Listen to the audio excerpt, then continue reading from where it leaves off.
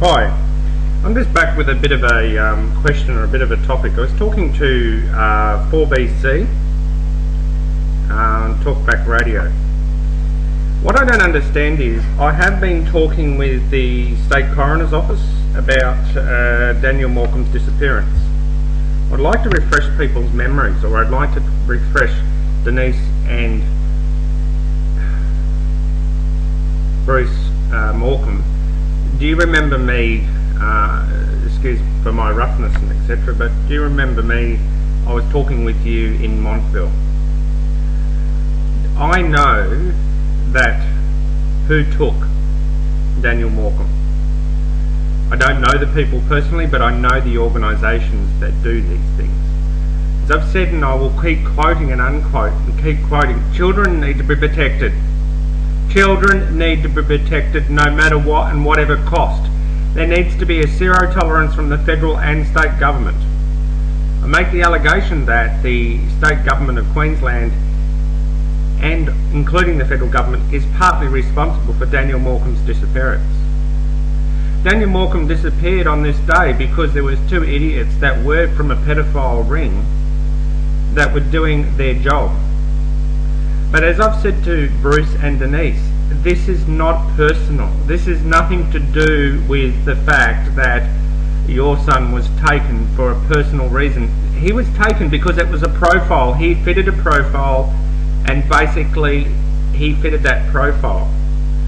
Now basically the state and federal government are responsible in many ways for what is happening today.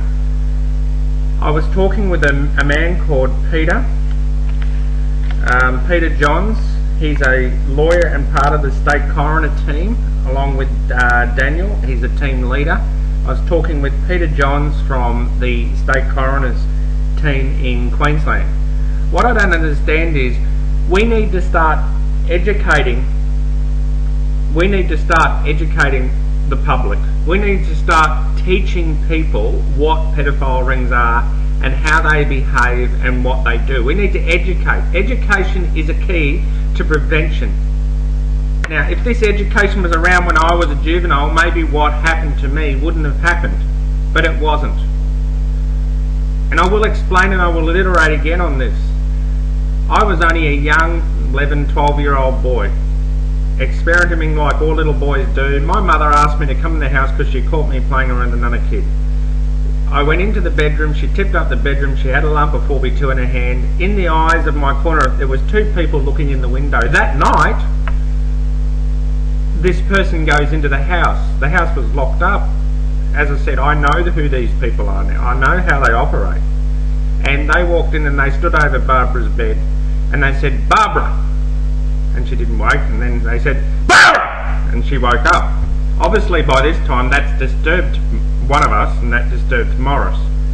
Now what's happened is they turned around and they just calmly, cool, collected said, "You touch Cameron again or go anywhere near him, we will kill you." They just casually walked out of the house. Now this person that did this obviously was connected to a pedophile ring, but also connected to the state government. Now, at this time, there was a lot of dysfunctional stuff going on within our family. What I'm saying is, my mother failed to protect her son. The government failed to protect the child. Yes, I was a ward of the state in Queensland, so I know that the state government, Department of Human Services, do not protect children. And children are at risk even if they are wards of the state. I know it's very difficult to protect children, and I know it's very, you can't hold people against their will. It's wrong. But the simple fact is, the state government fails. I was on the phone to Anna Bly's office, and really they don't care. They say to me, "Well, we're spending lots of money on child protection and protecting children." I said, "No, you're not. You're failing, because if you're doing this, then Daniel Morcombe and other children wouldn't have been taken." The simple fact is, I'm well aware of these issues.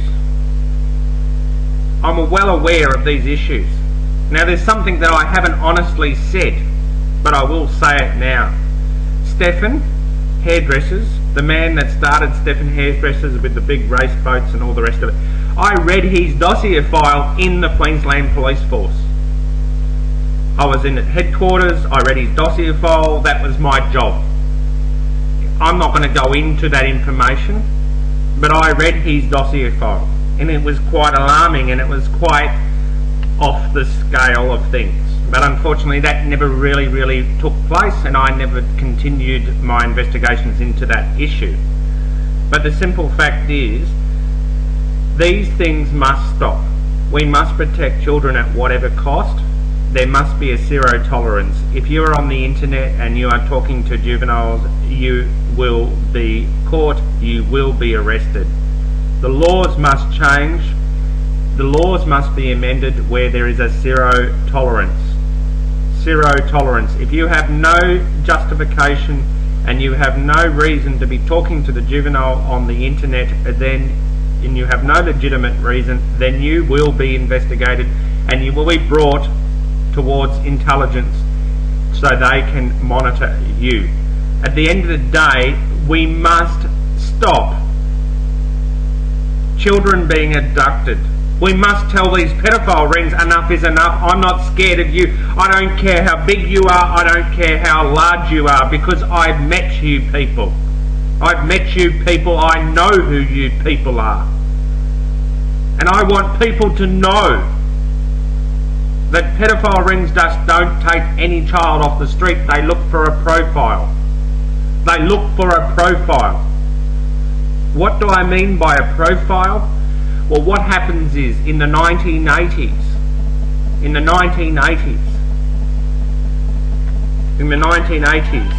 I have a phone call.